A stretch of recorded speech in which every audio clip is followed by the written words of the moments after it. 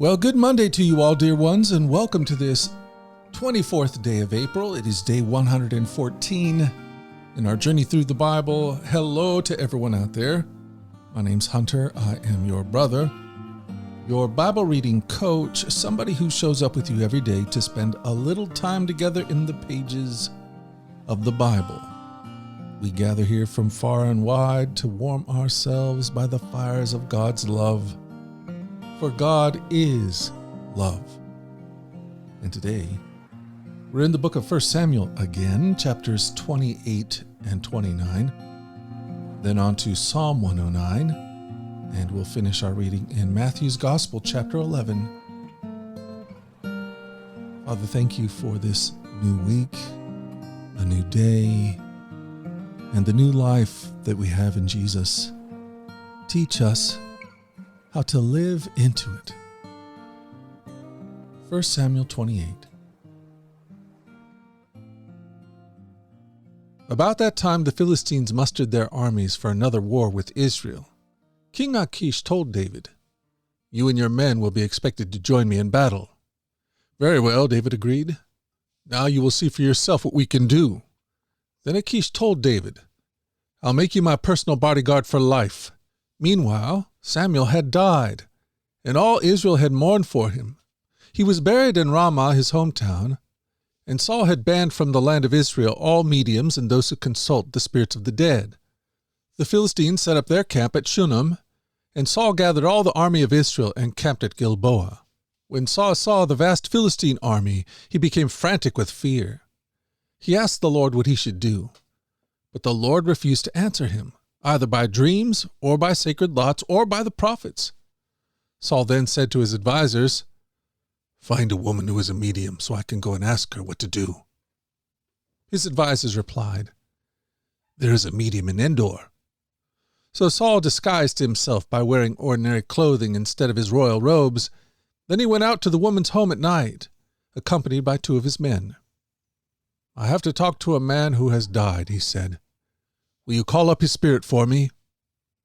"Are you trying to get me killed?" the woman demanded. "You know that Saul has outlawed all the mediums and all who consult with the spirits of the dead. Why are you setting a trap for me?" But Saul took an oath in the name of the Lord and promised, "As surely as the Lord lives, nothing bad will happen to you for doing this." Finally, the woman said, "Well, whose spirit do you want me to call up?" "Call up Samuel," Saul replied. When the woman saw Samuel, she screamed, "You've deceived me! You are Saul!" "Don't be afraid," the king told her. "What do you see?" "I see a God coming up out of the earth," she said. "What does he look like?" Saul asked. "He's an old man wrapped in a robe," she replied. Saul realized it was Samuel, and he fell to the ground before him. "Why have you disturbed me by calling me back?" Samuel asked Saul. "Because I'm in deep trouble," Saul replied. "The Philistines are at war with me, and God has left me and won't reply by prophets or dreams, so I have called for you to tell me what to do." But Samuel replied, "Why ask me, since the Lord has left you and has become your enemy? The Lord has done just as he said he would. He has torn the kingdom from you and given it to your rival David. The Lord has done this to you today because you refused to carry out his fierce anger against the Amalekites. What's more, the Lord will hand you and the army of Israel over to the Philistines tomorrow, and you and your sons will be here with me. The Lord will bring down the entire army of Israel in defeat." So Saul fell full length on the ground, paralyzed with fright because of Samuel's words. He was also faint with hunger, for he had eaten nothing all day and all night. When the woman saw how distraught he was, she said, "Sir, I obeyed your command at the risk of my life. Now do what I say and let me give you a little something to eat so you can regain your strength for the trip back." But Saul refused to eat anything. Then his advisers joined the woman in urging him to eat, so he finally yielded and got up from the ground and sat on the couch. The woman had been fattening a calf, so she hurried out and killed it. She took some flour, kneaded it into dough, and baked unleavened bread. She brought the meal to Saul and his advisers, and they ate it. Then they went out into the night. 1 Samuel 29. The entire Philistine army now mobilized at Aphek, and the Israelites camped at the spring in Jezreel. As the Philistine rulers were leading out their troops in groups of hundreds and thousands, David and his men marched at the rear with King Achish. But the Philistine commanders demanded, "What are these Hebrews doing here?" And Achish told them, "This is David, the servant of King Saul of Israel. He's been with me for years, and I've never found a single fault in him from the day he arrived until today." But the Philistine commanders were angry. "Send him back to the town you've given him," they demanded. "He can't go into the battle with us. If he turns against us in battle and becomes our adversary, is there any better way for him to reconcile himself with his master than by handing our heads over to him? Isn't this the same David about whom the women of Israel sing in their dances? Saul has killed his thousands and David his 10,000s. So Achish finally summoned David and said to him, "I swear by the Lord that you have been a trustworthy ally. I think you should go with me into battle, for I've never found a single flaw in you from the day you arrived until today. But the other Philistine rulers won't hear of it. Please don't upset them. Go back quietly." "What have I done to deserve this treatment?" David demanded. "What have you ever found in your servant that I can't go and fight the enemies of my lord the king?" But Achish insisted, "As far as I'm concerned, you're as perfect as an angel of God, but the Philistine commanders are afraid to have you with them in the battle. Now get up early in the morning and leave with your men as soon as it gets light." So David and his men headed back into the land of the Philistines, while the Philistine army went on to Jezreel. Psalm 109. For the choir director, a psalm of David. O God, whom I praise, don't stand silent and aloof, while the wicked slander me and tell lies about me. They surround me with hateful words and fight against me for no reason. I love them, but they try to destroy me with accusations, even as I'm praying for them. They repay evil for good and hatred for my love. They say, "Get an evil person to turn against him. Send an accuser to bring him to trial. When his case comes up for judgment, let him be pronounced guilty. Count his prayers as sin. Let his years be few. Let someone else take his position. May his children become fatherless and his wife a widow. May his children wander as beggars and be driven into their ruined homes. May creditors seize his entire estate, and strangers take all he has earned. Let no one be kind to him. Let no one pity his fatherless children. May all his offspring die. May his family name be blotted out in the next generation. May the Lord never forget the sins of his fathers. May his mother's sins never be erased from the record. May the Lord always remember these sins, and may his name disappear from human memory. For he refused all kindness to others. He persecuted the poor and needy. He hounded the brokenhearted to death. He loved to curse others. Now you curse him. He never blessed others. Now don't you bless him. Cursing is as natural to him as his clothing, or the water he drinks, or the rich food he eats. Now may his curses return and cling to him like clothing. May they be tied around him like a belt. May those curses become the Lord's punishment for my accusers who speak evil of me. But deal well with me, O sovereign Lord, for the sake of your own reputation. Rescue me, because you are so faithful and good. For I am poor and needy, and my heart is full of pain. I am fading like a shadow at dusk. I am brushed off like a locust. My knees are weak from fasting, and I am skin and bones. I am a joke to people everywhere. When they see me, they shake their heads in scorn. Help me, O Lord my God. Save me because of your unfailing love. Let them see that this is your doing, that you yourself have done it, Lord. Then let them curse me if they like, but you will bless me. When they attack me, they will be disgraced. But I, your servant, will go right on rejoicing. May my accusers be clothed with disgrace. May their humiliation cover them like a cloak. But I will give repeated thanks to the Lord, praising him to everyone. For he stands beside the needy, ready to save them from those who condemn them. Matthew 11. When Jesus had finished giving these instructions to his 12 disciples, he went out to teach and preach in towns throughout the region. John the Baptist, who was in prison, heard about all the things the Messiah was doing. So he sent his disciples to ask Jesus, "Are you the Messiah we've been expecting, or should we keep looking for someone else?" Jesus told them, "Go back to John and tell him what you have heard and seen. The blind see, The lame walk, those with leprosy are cured, the deaf hear, the dead are raised to life, and the good news is being preached to the poor." And he added, "God blesses those who do not fall away because of me."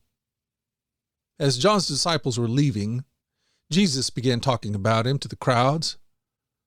"What kind of man did you go into the wilderness to see? Was he a weak reed swayed by every breath of wind? Or were you expecting to see a man dressed in expensive clothes? No, people with expensive clothes live in palaces. Were you looking for a prophet? Yes, and he is more than a prophet. John is the man to whom the scriptures refer when they say, 'Look, I'm sending my messenger ahead of you, and he will prepare your way before you.' I tell you the truth, of all who have ever lived, none is greater than John the Baptist. Yet even the least person in the kingdom of heaven is greater than he is. And from the time John the Baptist began preaching until now, the kingdom of heaven has been forcefully advancing, and violent people are attacking it. For before John came, all the prophets and the law of Moses looked forward to this present time. And if you are willing to accept what I say, he is Elijah, the one the prophets said would come. Anyone with ears to hear should listen and understand. To what can I compare this generation? It is like children playing a game in the public square. They complain to their friends, 'We played wedding songs and you didn't dance, so we played funeral songs and you didn't mourn. For John didn't spend his time eating and drinking, and you say he's possessed by a demon. The Son of Man, on the other hand, feasts and drinks, and you say he's a glutton and a drunkard and a friend of tax collectors and other sinners. But wisdom is shown to be right by its results." Then Jesus began to denounce the towns where he had done so many of his miracles, because they hadn't repented of their sins and turned to God. "What sorrow awaits you, Chorazin and Bethsaida? For if the miracles I did in you had been done in wicked Tyre and Sidon, their people would have repented of their sins long ago, clothing themselves in burlap and throwing ashes on their heads to show their remorse. I tell you, Tyre and Sidon will be better off on Judgment Day than you. And you people of Capernaum, will you be honored in heaven? No, you will go down to the place of the dead. For if the miracles I did for you had been done in wicked Sodom, it would still be here today. I tell you, even Sodom will be better off on Judgment Day than you." At that time, Jesus prayed this prayer. "O Father, Lord of heaven and earth, thank you for hiding these things from those who think themselves wise and clever, and for revealing them to the childlike. Yes, Father, it pleased you to do it this way. My Father has entrusted everything to me. No one truly knows the Son except the Father, and no one truly knows the Father except the Son and those to whom the Son chooses to reveal him." Then Jesus said, "Come to me, all of you who are weary and carrying heavy burdens, and I will give you rest. Take my yoke upon you. Let me teach you, because I'm humble and gentle at heart, and you will find rest for your souls. For my yoke is easy to bear, and the burden I give you is light."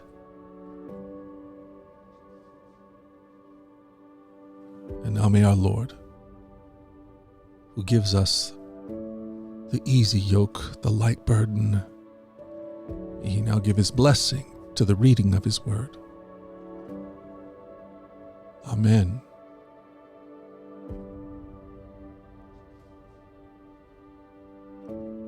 What do you do when it seems that God is inattentive to your circumstances? Are you tempted to lose faith, shut down, walk away, try and go it alone? Well, John the Baptist feels you here. He is in prison, and his circumstances aren't looking good. In fact, it won't be long before he's executed. It's doubtful that he had this in mind when he went into the desert and began to preach. He was supposed to be the forerunner, the prophet who would go into the wilderness and prepare the way for the Lord's coming, for God's Messiah to show up. He was pretty clear on this, but what he's going through right now in this chapter, he's not so clear on. At this moment, he's awaiting his death, and so he sends some of his disciples to go and ask Jesus a question. Are you the guy or not? John's vision of his place in God's story is getting cloudy, and he wants some clarity. To John, it seems like God is being inattentive to his circumstances. It seems like God's not coming through for him. And the temptation is for him to doubt. You can't blame John. In the end, he sends some of his servants to talk to Jesus. They ask him, "Are you the Messiah we've been expecting? Or should we keep looking for someone else?" Notice how Jesus responds. He does not tell them, "I'm the guy. Tell John I'll break him out by noon. He's good to go." No, he doesn't say that. He tells them to report what they see and hear. John can't seem to see past his circumstances, past the prison walls. God's perceived inactivity have shrunk his vision down to the size of those prison walls. So Jesus wants John to see something beyond the walls of his prison. He tells John's friends to tell John what they see and what they hear. He wants his friend John to see beyond his circumstances. The message Jesus sends back is this: the blind receive sight, the lame walk, those who have leprosy are cleansed, the deaf hear, the dead are raised, the good news is preached to the poor. Blessed is anyone who does not stumble on account of me. It's as if he's telling John to hang in there. Hang in there, John. See beyond the walls of your prison cell. There's something bigger going on here. And maybe this is a message for you too today. Don't let your faith hinge on what God has or hasn't done for you lately. When your prison walls begin to shrink in on you and your vision matches the dimensions of that small vision, then remember his message. The blind receive sight, the lame walk, those who have leprosy are cleansed, the deaf hear, the dead are raised, and good news is preached to the poor. In other words, God is at work. He is not inattentive or neglectful of you. He is working all things out according to his purposes for you. When your circumstances come crashing in and your vision shrinks, be strengthened by the knowledge that God has his eye on you. When John's friends leave and Jesus addresses the crowd, he says, "Let me tell you something about John. There's no one like him." Jesus knew all about John. Jesus had not forgotten about John. Jesus had his eye on his friend John. And the same is true for you. He is with you. He has not left you. He is not inattentive or neglectful of you. Let's allow Jesus to renew our vision of the God who is at work, the God who sees me. That's the prayer that I have for my own soul. That's the prayer that I have for my family, for my wife and my daughters and my son.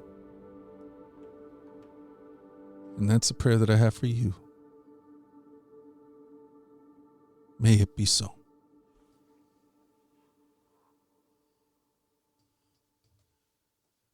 Well, hey, DRB sisters and brothers, so grateful for you all. I love this community. I love the fact that we can do this thing together, that we can show up together and share this journey through the scriptures. Speaking of sharing together, I had shared with you that I saw some trillium flowers on my walk the other day, and I wasn't sure or not whether it was the Oregon state flower or not. I asked if any of you all knew. And sure enough, I had a listener as far away as England write in and tell me what the answer was. So thank you, David Gray. And I also had a few folks from Oregon who reached out and let me know what was what.